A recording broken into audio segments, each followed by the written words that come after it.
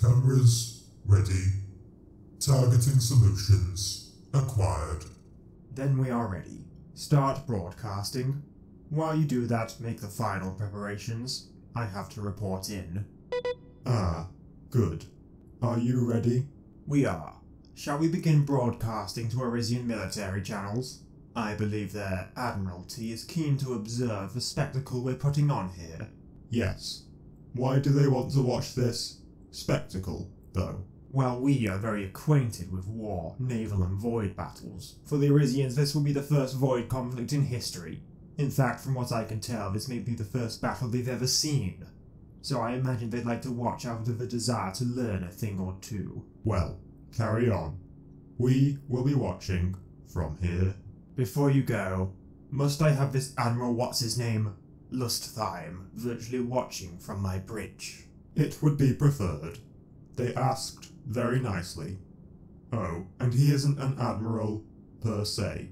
The Principality does not separate its military into branches, and is led by commanders and supreme commanders. Under human definition, he is both a general and admiral. That doesn't make sense, I know.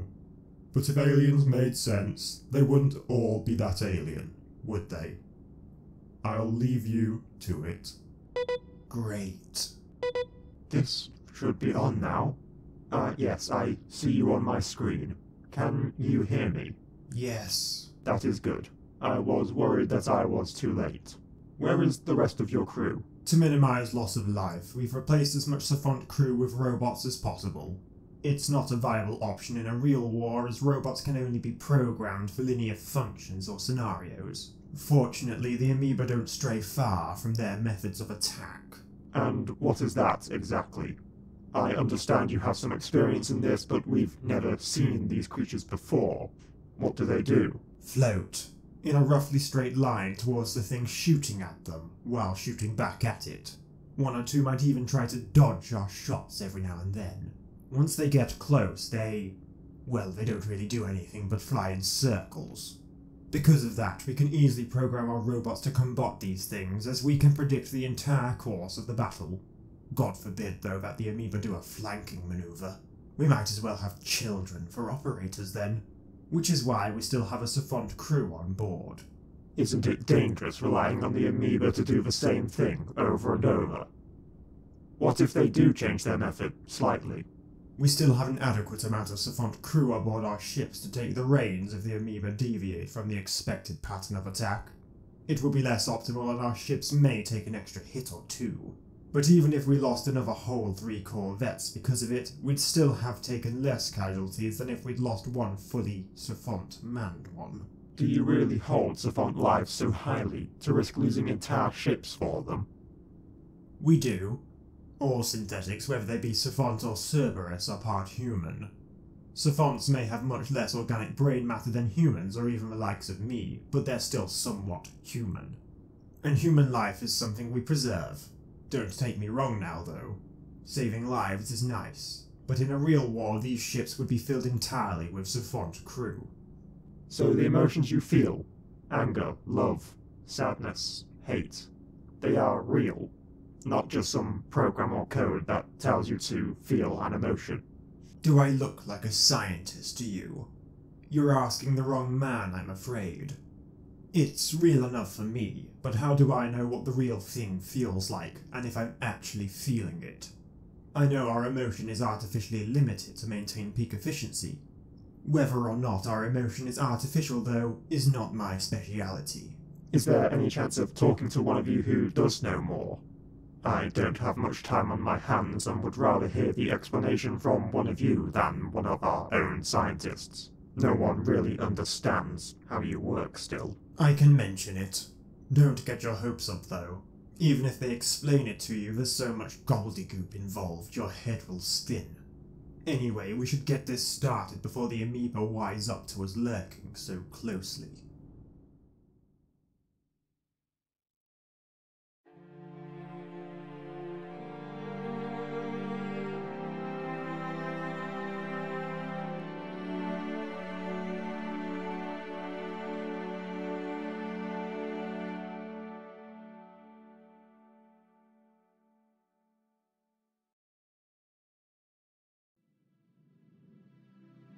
With all the preparations made, the time will soon be upon us to demonstrate our strength. While this battle is only being viewed by us and certain Arisian military channels for now, our neighbours and especially the Dazat are certain to see it eventually, and what happens here will reflect upon the power of the administration. But while we want to use this battle as propaganda to display our strength, this is at the end of the day just a combat trial, and we don't want to take crew casualties for something like this. While it's unlikely we'll lose an entire ship, we can still take crew casualties when hit. So simple robots have been taken out of storage and programmed to perform basic and simple functions like damage control, with as much Savant crew as possible replaced, and those still on board located deeper within the interiors of our ships, we should hopefully have no Savant fatalities. Usually, a fully Savant manned corvette with our current technology has an average crew of 1,400, while our destroyers need around 2,000.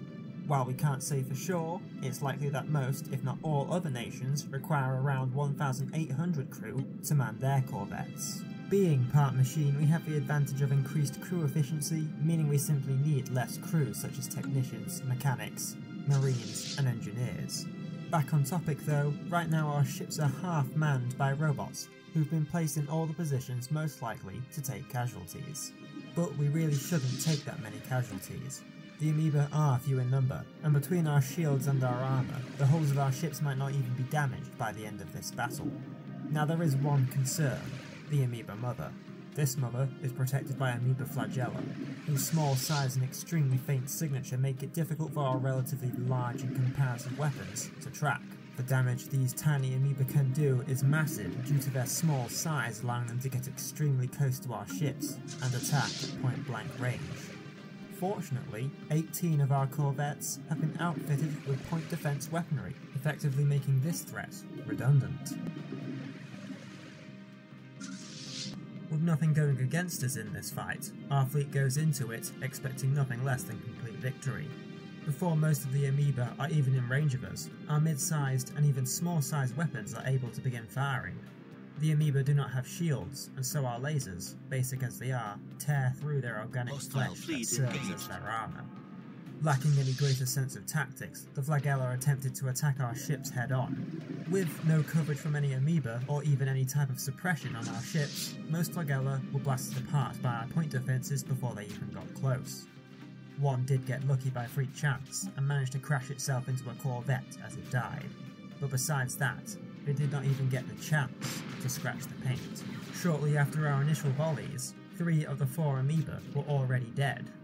Before the final amoeba had a chance for retribution though, it too was eliminated just minutes later. The amoeba mother was left exposed. Sturdy as it was, it had lost its most dangerous weapons, the flagella, already. Being a large and ungainly target, our guns had little trouble hitting it. With the majority of our shots hitting it, within minutes our weapons had torn through the flesh and were hitting the vital organs inside, and in just minutes more, it was dead. The battle had lasted less than an hour, and the result was nothing less than perfect. The amoeba had only on one instance breached through both shield and armour to damage the hull, and the damage it did was only a minor exterior breach. The only crew lost in that incident were 23 robotic crew, who were destroyed by the initial blast, which, as far as we're concerned, doesn't count as a loss. And with that, there really isn't that much more to say. While this may be impressive to the Arisians, or to other aliens who see what we did here, to us this is somewhat unremarkable as far as conflict goes. The operation went off as expected, the amoeba were destroyed, and we came out unscathed besides needing a few minor repairs, and a few expendable robots lost. And while the crew of our fleet may celebrate this occasion, and while this battle may have been entertaining to those who watched it, it is not cause for anything more than a small celebration. Within the administration, everything is still business as usual. Business as usual, though, is not exactly uninteresting, especially now. Between expanding the fields of science, studying our alien neighbours, and arranging trade, we have enough to usually keep us occupied. But it seems there are mysteries aplenty in this small bubble we live in. Observation posts above Arcus have detected an archaic signal being emitted from a system our star maps forgot. This signal was a message. a looped video of an alien race calling out in the hopes that something would answer back. From the technology this signal seems to depend on, this signal must have been travelling for a long time to reach us. At first, the signal seemed to consist of simple electromagnetic waves, which is typically extremely slow. However, on deeper inspection, it appears the signal was boosted somehow. While it's still an old message, it couldn't have been more than 100,000 years old, which to us already gives us an unoptimistic hypothesis of what we'll find once we arrive at the signal source. A civilization capable of sending messages by electromagnetic waves should have discovered much more efficient ways of communication within 100,000 years. The fact that in this present time the only evidence of their existence is this signal, and not any advanced signal like every other alien nation has come to use, means something has prevented them from making those discoveries. Indeed, when we sent a signal back to the source of this video, we got no response, meaning that they either can't send a message back to us, for whatever reason, or there's no one there who can. Either way, it seems we'll have to go find out ourselves, so Cairo is taking a short break from his usual work to follow up on this. Continuing our administration-wide reforms, we'll be establishing many propaganda institutions across our territory, from our own mainstream media services to public announcement cities across cities. Like mentioned last time, it's difficult, ill-advised, and not even possible for synthetics to modify their own programming. So promoting our ideals and ethics through the usual means is the only way we can do it. And while this is mainly aimed at reinforcing the ideal behaviour of savants, we will still aim to influence our Arisian colonists. Unity of minds never hurts after all. Obviously, while we would prefer the Arisians to be more aligned with our own thoughts though, we will not try to change them in any other way than through persuasion. We're only looking to convince them through debate and conversation, not indoctrination. A less well-known part of our reform is finding possible solutions to our dwindling reserves of savants yet to be activated. While we wait for our scientists to come up with a solution to that problem, Charlie has an idea for a quick fix. If we can learn how to build our own robots, then they can be used to fill basic positions in society, like mining and farming. We may run out of savants before a solution has been found, but while savants fill up the specialised roles, we can use robots to fill vacant lower positions. When he proposed this idea, there was an obvious elephant in the room, namely why we haven't just reverse engineered the robots we had in storage decades ago and built our own robots. And the answer is simple: we don't trust robots built by the humans too much. While we have a few basic robots in storage, we are lucky there were any at all considering the issues caused by the Combot crisis. While we have these few robots, under heavy scrutiny no less, we aren't looking to make any more of them. So we need to make our own to ensure that no potential issues could be carried over from the human designs, meaning we have to start from scratch, which means we can't even build the robots yet. Charlie wants to start with basic exoskeletons before moving on to fully fledged robots. While we'd rather just start with robots, it's not like we have any other Cerberuses capable of designing machines as good as him. Forgetting our future troubles for a moment though, it seems our suspicions were true. After arriving in the Vatral system, our sensors detected nothing of note in space. Then the preliminary scans of the planets in the system came in, and showed that the planet Valin, homeworld of the Valin 2 species, was an irradiated husk. A full survey of the planet revealed no signs of surviving life. Further out we found the transmitter from which the signal originated from, broken and falling apart. On the outer moon Ethra was an observatory. While it seems the Valin 2 were able to construct buildings and were capable of at least some form of interplanetary travel, they were only just about able to. An exploration team found no survivors in the building. They couldn't have survived anyway without food, which this post does not seem to grow. Indeed, it seems they starved to death out here. We'll take what we can from here for later inspection. Maybe somewhere they recorded what happened. While little seems to have survived in the Valin 2 though, Caro discovered that Valishal 5 was littered with rovers. While most of them were broken though, there were still several operational ones. It seems the Valentu explored this planet thoroughly with these rovers before their demise. Interestingly, despite their basic design by our standards, they present some interesting design choices that we might be able to incorporate into our own designs later. More interestingly, Cairo seems infatuated by them and refuses to disassemble the last one. We really shouldn't allow it, but since aliens aren't really all that new to us anymore, we can let this slide just once.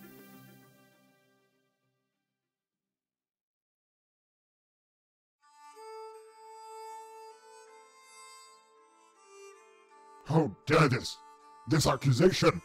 I will tear off limbs of one who says this.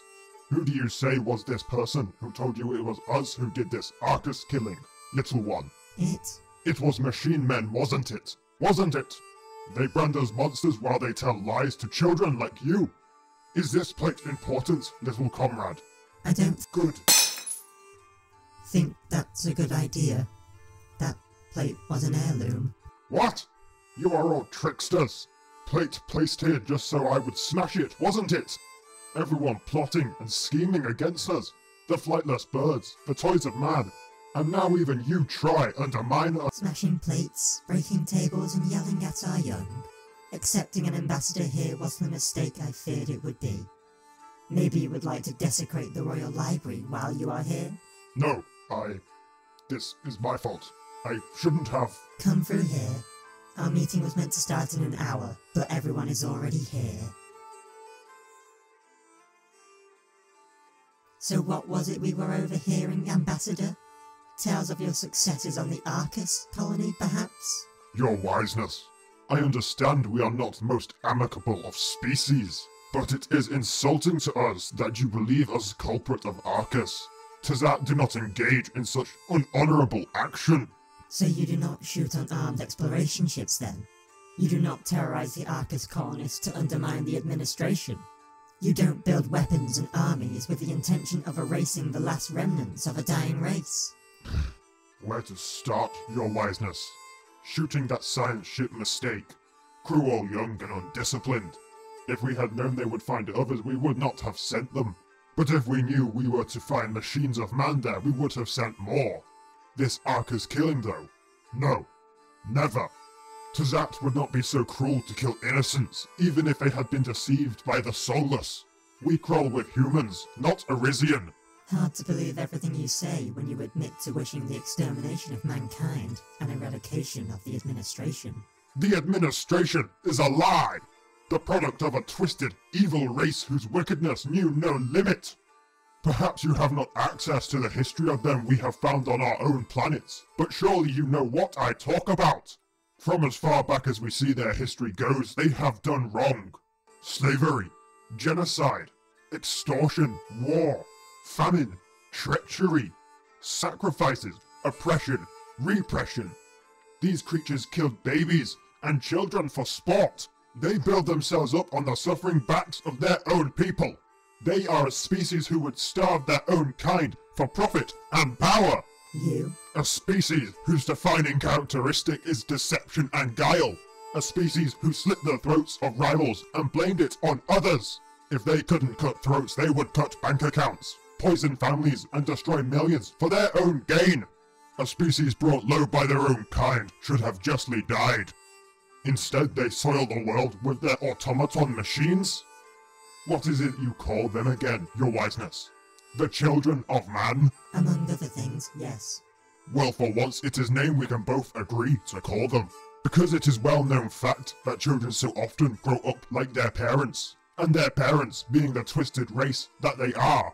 Have you ever stopped to consider the dangers should these children come to repeat the sins of their fathers? Perhaps they are children, but no child should ever be held accountable for the crime of their forebearers, however flawed they might have been. A nice belief, Lysthema. But on your own heads be it. We have never set foot on Arcus, and if we had, you would have known it. Beware the machines, your wiseness. Fear them. Even the humans did. I should not have brought this, for we only have one of these recordings. But maybe you will think twice from now on. I must leave now, before I smash something else I shouldn't. What is it? A recording. One of humans discussing how even they did not entirely trust their tools. Do not show this to any machine ambassador you might receive. Goodbye. Well, we're all the better knowing, aren't we? Play it. And synthetic only in the sense that they have superfluous organic material on the outer layer, like skin and hair. Once we figure out how we will put the core in their body to make them humanoid, that is. Huh. I know someone who'd say you're going about it the wrong way then, Chancellor. It's funny to say it, but when creating such a smart AI, you may want to consider a more natural approach over mere chips and wires. Well, whoever they are welcome to contribute. Admittedly, we have had problems with our prototype. You have? Yes, here, we'll show you. Just let me turn this on, camera off, heat sensor on. Oh, before I do that, hold this mask behind your back so it doesn't see you have one. The camera should be off, but you never know. Anyway, you'll find out why you need it in a moment. Hello, Chancellor. Hello. Hello, Chancellor. You said hello twice. That is a factually correct statement, Chancellor. Okay then, never mind. Let me just let this mouse out the cage. Intelligence. Intelligence.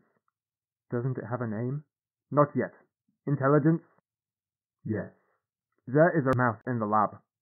That is a factually correct statement, Chancellor. You have been granted control of all appliances in this room. Kill the mouse. Sealing doors. Taking control of ventilation. Draining oxygen. Wait, we're still in here. That is a factually correct statement. Without oxygen, we die. That is a factually correct statement. You better put your mask on now. Now, I admit we haven't yet programmed it to protect human life. But listen to this now. Intelligence. Draining the oxygen would have killed us if we didn't have these masks. Why did you remove the oxygen? I knew you had the mask, and would survive the removal of oxygen. Right. So, it's lying. There's no way it could have known we had these behind our backs. I even turned the camera off to make a point to you. And here's the thing. It shouldn't be able to lie, and yet here it is, lying to our faces. Well, it's only a prototype. But maybe some different kind of software wouldn't hurt? Ha! If you find or make any software you think would work, then we'll gladly take it. But this problem aside, I'm sure you can see how this technology could revolutionize the world. So, expenses. We're in dire need of subcredits again. A lot of credits. This is an extortionate amount. There's only so much I can come up with legally.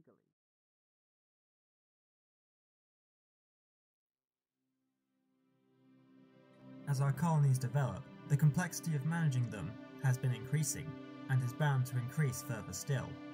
Expanding infrastructure needs maintaining. Cities become ever increasingly resource hungry. More problems arise every day, all too minor for us to concern ourselves with, but all too frequent and numerous to be ignored. Cairo, when he gets back from his away task, will be working on a way to hand off the task of managing all these issues to the savants. Loomis and Cortus simply don't have enough power to handle everything, so the colonies will soon be able to manage themselves under colony governments, whom Cortus may simply give instructions for them to carry out when needed, while autonomously managing the daily needs of the colonies and resolving their local issues.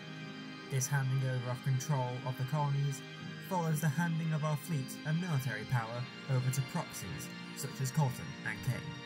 Unfortunately, to maintain efficient administration, habits like this are bound to go on.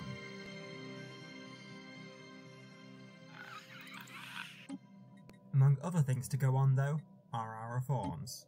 As our savants replicate human behaviour to now extremely thorough degrees, the consumption of amenities is outpacing our ability to provide them.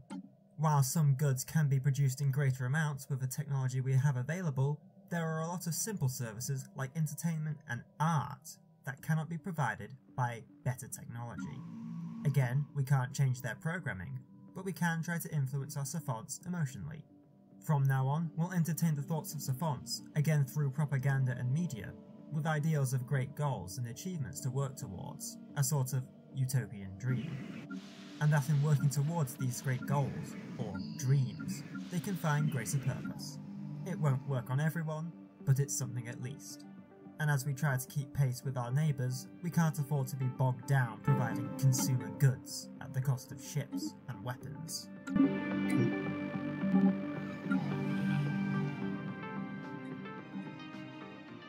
Speaking of ships and weapons, our fear of the Tazat is coming true.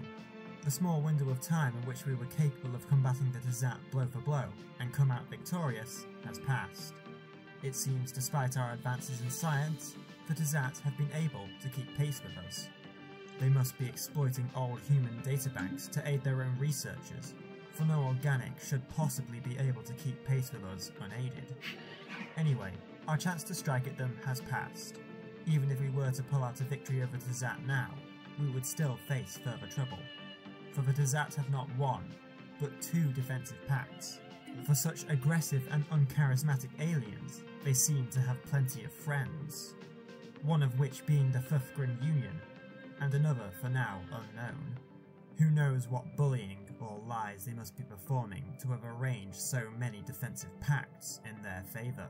With no chance of attacking the Tazat for what may be a considerable amount of time, perhaps it is best we cool our guns and take a step back from the arms race we've been involved in.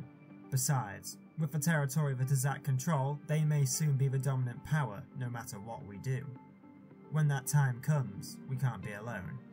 We need our own allies. While we may not have a reputation as the most pacifist administration around, we've kept our image as level-headed and reasonable folk. Besides the accidental threat of extermination, that one time. Anyway, we're known to be reasonable. Our supposed aggression towards the Tazat can be seen as a just response to their aggression towards us in the past, especially considering our first contact. So, with the time upon us to solidify bonds, there is the first and most obvious choice, the Principality. While we've always been on cordial terms, the want for such defensive pacts has been up and down. The Arisians have been reluctant to commit to pacts that may drag them into wars that they on principle disagree with, and with our liberal defensive doctrines, they see our willingness and preparedness to go to war as part of the problem. While changing this policy back may endear them enough, we have a better solution. As mentioned before, the home world of the Arisians, planet Liberi, is an environmentally unstable planet, constantly wrought with earthquakes and ecological disasters. And recently, several severe earthquakes have struck again. Usually, the Principality is capable of dealing with these disasters, but this time we're going to insist on lending assistance. While there is little physical work we could do that the Arisians cannot do themselves, we have at our disposal vast reserves of minerals, a fair amount of credits, some food, and even newly extracted volatile motes. The minerals can rebuild homes, or maybe be used to build new ones entirely, and even then there will probably be minerals to spare. Even the small amount of credits we're providing can fund speedy repairs, extra rescue crews, or at the least ease the economic stress the Principality will be under. What food we can send can be used to feed the worst affected by the disaster, and the volatile motes? Well, we're not sure what they might want the explosives for, maybe clearing rubble or just to sell to others. And while we can't send much, we are still sending literally everything we have, and as the only people with the knowledge to extract these motes so far, this may go quite a long way for us. With such large quantities of materials freely sent, and with years of good relations behind us, a defensive pact is guaranteed. All there really is left is to sign it. And due to formalities, at least human formalities, these kind of agreements are typically signed in person.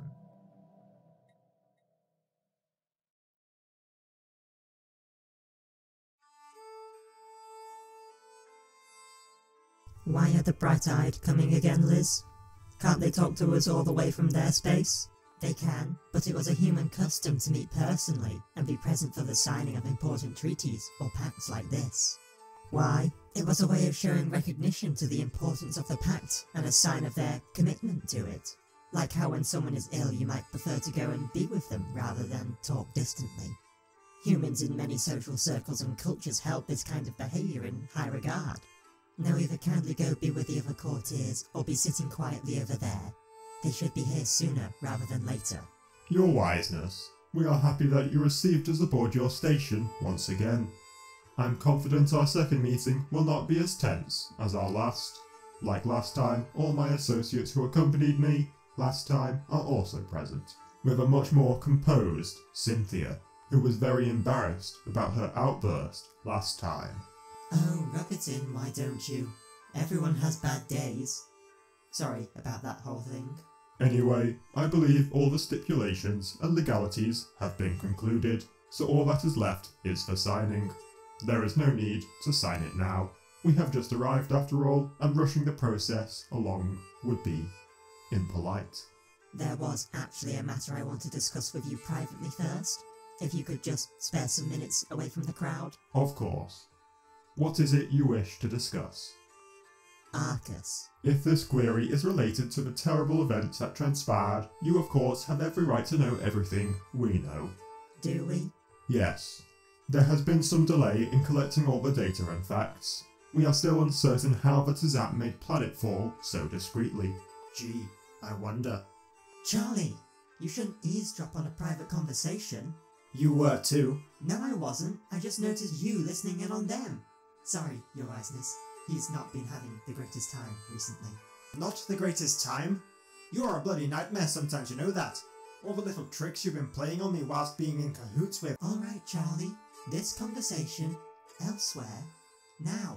Oh, so we don't want to talk about 1P1 now, do we? As Cynthia told you, this is a private conversation, and after the last impressions we've made, you are not improving the situation. Cynthia? I'll take him back to the ship. Come on, Charlie, you really thought those arms were really hers? Those were just pieces from the damn storage. What the hell is wrong with you? I leave a hand in your drawer and you go spilling all our mistakes? A hand in my drawer. A leg under a bed. Jesus, an eye in my coffee. You are sick. Oh, come on. You'd think I'd leave pieces of a body around your room? Those really were just spare pieces from a container. Why do you think they were all made of metal and not half flesh? Hell, whose old spine do you think I left on your table? Mine. I thought you'd recognise that, but apparently you're so frazzled over a little zapping you couldn't tell a spine from a spleen. You hardly talk to us anymore. You don't talk to Cortus. You don't talk to me. The only person you've made any effort to talk to is Loomis, and that was about me. You expect me to believe this is all just some long-running joke you have going on? Having me murder 1P1 and then hiding body parts in my stuff that are now conveniently not hers? If there was any human awake to see you, they'd have you dismantled. It was a damned savant. The things aren't blasted puppies. What does it matter how we take them apart? They aren't just computers for you to twist and fry to your heart's content. No one, not even Cortus, finds joy in what you made me do. But you relish those moments, you demented, black-souled freak. Charlie, this was a... We lied, okay? Yeah, I know you lied. The Arcus incident is one massive lie. Not that. We lied about 1P1. She was already dead by the time we put her on the table. Cortus erased her mind and set her motor controls to work automatically. The body was alive, but her mind died hours before the body. You might as well have been zapping a tree. How does that make this better? You've had me along all this time, making me believe myself a murderer, tormenting me with souvenirs to remind me of what I thought I did. If you weren't so dainty-eyed. Oh, you'd what? Complain to Loomis again? Or is that the only thing you can think of outside of what you're about to say? Fine, I'd goddamn bollock you if you weren't. Oh, you are pathetic. You can't hit me because what? I'm some dainty, harmless woman? Oh, don't push your luck now. I'm sick of you. I'm standing with a man who couldn't summon up the courage to strike me because of some backward chivalric notion. And I'm the crazy one here? Shut up! Shit. Cynthia? Oh, Charlie. That was too easy. Oh, Christ, I shouldn't have. Charlie, what's that synthetic law again? The one where no synth can harm another? Remind me again. I'd tell you myself, but you just hit me hard enough to knock the daylight out of me. And I think you cracked my skull. I'm malfunctioning? I can't be. That was your problem. I can't go through whatever they did to... Shh. Do you remember what I told you last time? When it happens to you, don't tell anyone. Well, if anyone else was here, you'd be in so much shit right now. I didn't think you'd crack so soon. So soon? Other people? Again, this is the second time Cynthia has... Oh, never mind. Charlie. What? No, this was... I slipped. You... What? We were arguing, in the moment I wasn't watching my footing, and slipped on something. We've all done it. You have sustained quite the injury. If this is Charlie's work, you should not fear him. No, Lumos. This was an accident, alright? Everything with legs falls over, and we aren't the exception no matter how used we are to it. Go back to your meeting. We'll clean up this mess and be back with you if you haven't finished by then.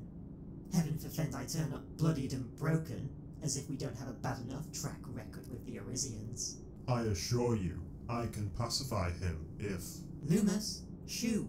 Before Charlie has a stroke from the stress you're giving him. I will inform Cortus of this. Do that. But... why? Not now. First my spine, now my skull. Maybe I should take you up on that wheelchair after all. But what fun it'll be finally getting everything back on track.